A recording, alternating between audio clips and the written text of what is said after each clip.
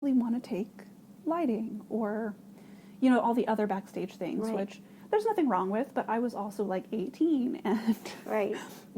not thinking things through. So I was like, oh, well, I've already taken all the acting classes. I don't really want to take all the others. I also like writing, so I'm going to switch to creative writing. Oh, fabulous. So I switched majors. That's so great. And so what did you focus on with your creative writing? I like a lot of, okay, so this actually is going to directly take us into the next stage, actually. Okay, It's a cool. perfect bridge. Uh-huh. A lot of fantasy, but I also started getting really into historical fiction. Nice. And so I discovered that I was spending a ton of time researching the material culture of...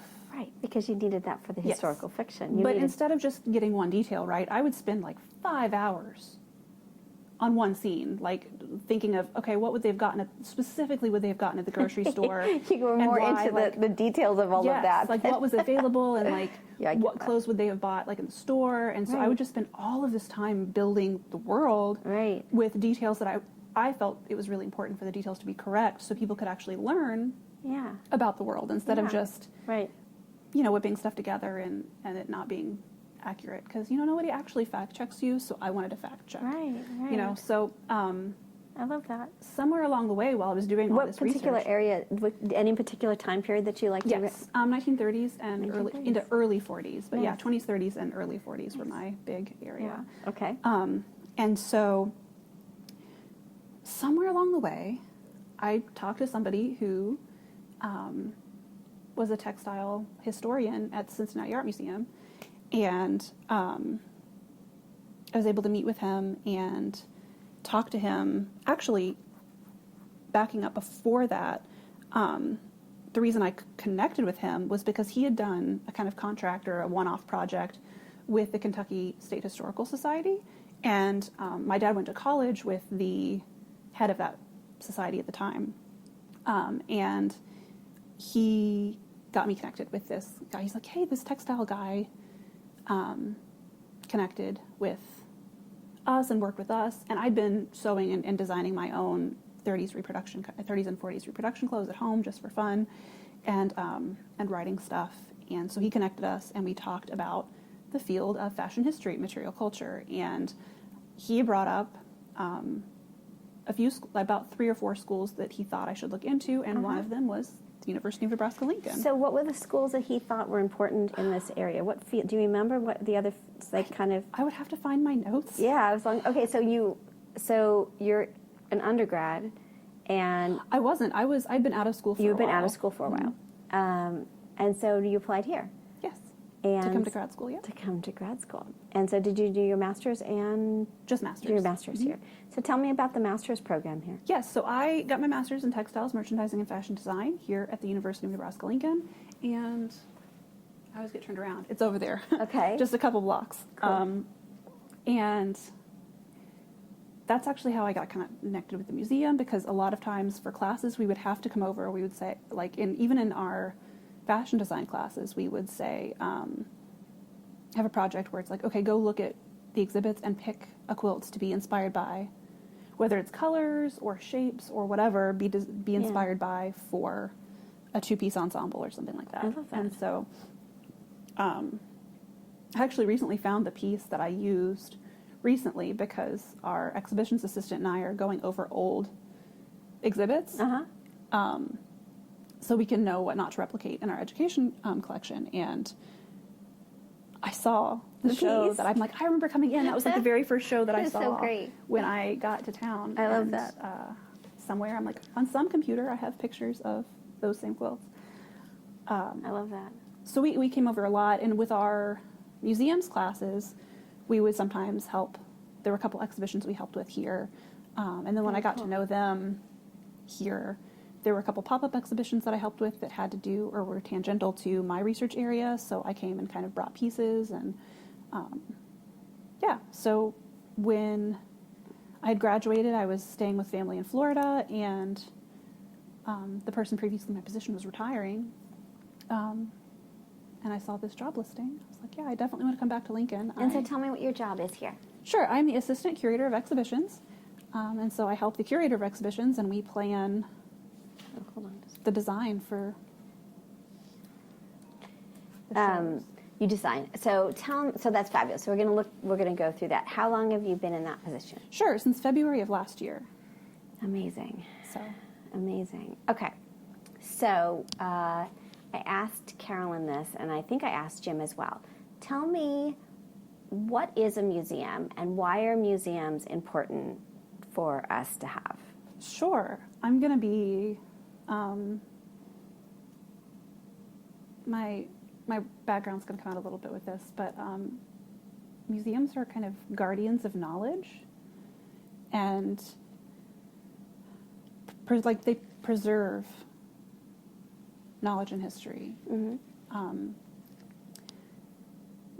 And for the most part, make it available to the public. I say for the most part because sometimes there are things that, in order to protect them and preserve them, we can't necessarily let people see them every day. Right. We can record them and make that research available, but some things are so damaged or whatever that if we want to actually keep them and make them last longer, we do have to keep them. Well, and what's so amazing now is all of the online exhibits and the online collections. Yes. It's just changed I think it's changed everything. I really do love that. Because again, you can.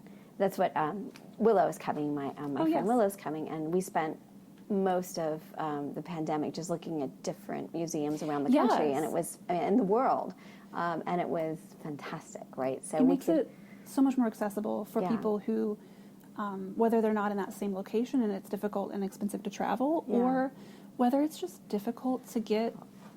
I mean, and I also so I'm a historian by training, and so I would go to archives and kind of I feel like almost like a locust. Like I would go and like often bring somebody or a couple of people, and then just like go through the archive as fast as possible because it was expensive.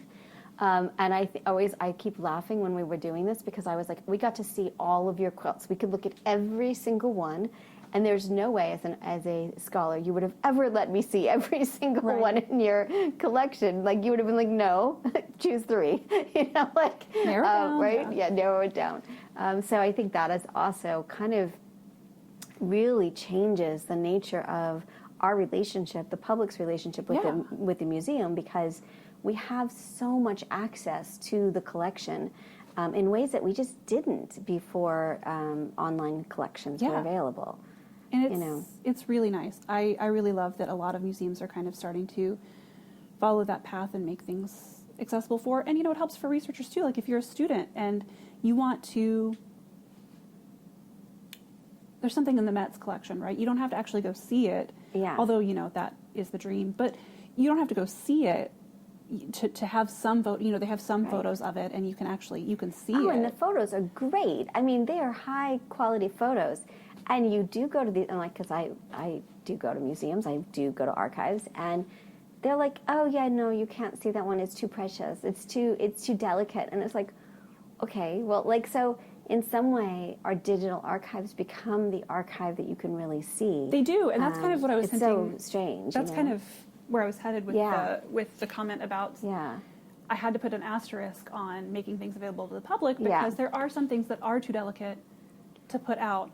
But what we can do is we can take in-depth photos when we very carefully and gently handle it. Yeah. And even though it can't be something we get out to show people or even especially put on display, we can still make those photos available. And one of the things we haven't done a lot here, but is something that I was really interested in researching when I was a student, is especially with historic clothing collections, because that was my initial kind of focus. Yeah. But textiles, it's all still applicable, is with those things that are more delicate, that are too delicate to show, you can take in-depth pictures of the original. Right. Somebody can make a reproduction of it. Right. And then you can display the reproduction alongside of the photos of the original and say, this is the original, and this is the, you can see the damage. Great. And it's a really cool way for one, it becomes its own thing. Yeah. And its own type of art form and its own I totally a new agree thing. with that.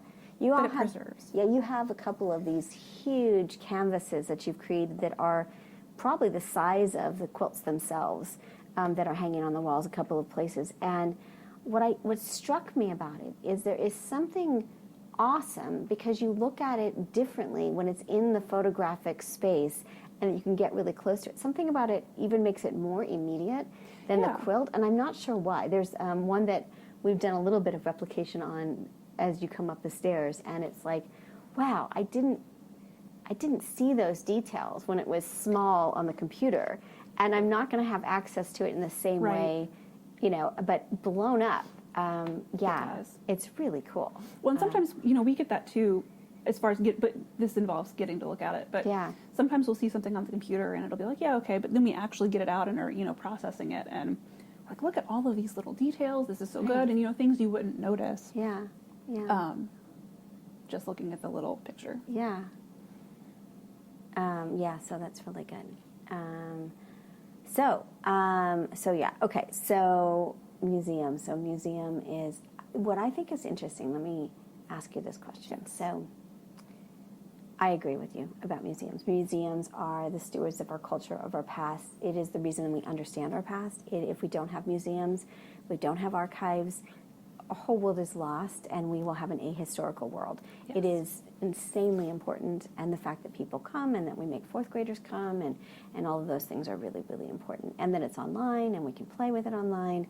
One of the questions I have, though, is what counts? I think that I'm sort of struck by, and I think because we're looking at fiber and quilts specifically, that it feels like, and this is true of this museum and others, that collectors, there are certain individuals that are sort of pushing forward their vision of what is culture and what is collected. And I'm curious how you feel about that part of it, because there are big names and big collectors, and that's true of every museum in the world, right? That museums and the relationship between the collector and the museum is really interesting, because then that defines what counts as culture in a museum, I think. For sure.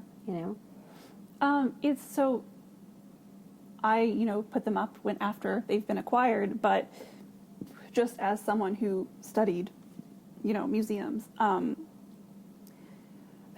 it's really hard. I mean, personally, I think, again, personally, this is not like our museum statement or anything. Right. I just think that you kind of have to balance, right? The expectations of, like you said, those cultural, like those, or not even cultural, but those like collections and like, what's happening in modern art and whatever. And like, you pay attention to that, but also pay attention to like little grassroots things that you might not expect. And I know that's been a thing that other museums have dealt with, and that I've been a part of the conversation with in the past 5 years, because so much has been happening, 5, 6, 7, the past little bit, less than 10 years. So many things have been happening, so many cultural moments, and talking to other museum professionals who are trying to keep up with current material culture, things that happened 2 weeks ago, but that 100%. Are very important. And, oh, well, there's this T-shirt or this thing that was associated with this movement, and it's important for, and again, this is not as... Collecting the present is a really interesting, it's funny because I was talking to, I did an interview with Joe Cunningham, and we looked at 3 quilts at the San Jose Museum, Quilt and Fiber Museum, and one was one he had done, but that, and one was the one he had done that had somehow gotten there. Another one he had done, they had kind of commissioned. And then a third was one he just donated. And, we had these conversations about sort of what gets included. And my fear is, at this point, how do we capture that present? How do we capture the movement of Caif and Tula Pink? How do we capture kind of what this is and sort of the kind of insanity, not in a good way, listeners, this insanity of the tool explosion and the ruler explosion, and like all of these things are current now history. Will we have to wait until it's past to go back to it, or do we gather now? And I don't, I see the Quilt Index doing a little bit of that sort of self, like people just posting it, but I don't see in the collections around the world examples from Fons, and I see Marie Webster from the turn of the 20th century, which were kits, and there were a bunch of them in your collection, a bunch everywhere, but I don't see kits from 1980. And so how do we understand our now history and our little before history? I don't know, because I know you have finite room. So that's the thing. So I don't know. This is my worry. It's like, how do we capture now? No, as someone, talking about diving into archives, I often wonder about that. And, like when I'm cleaning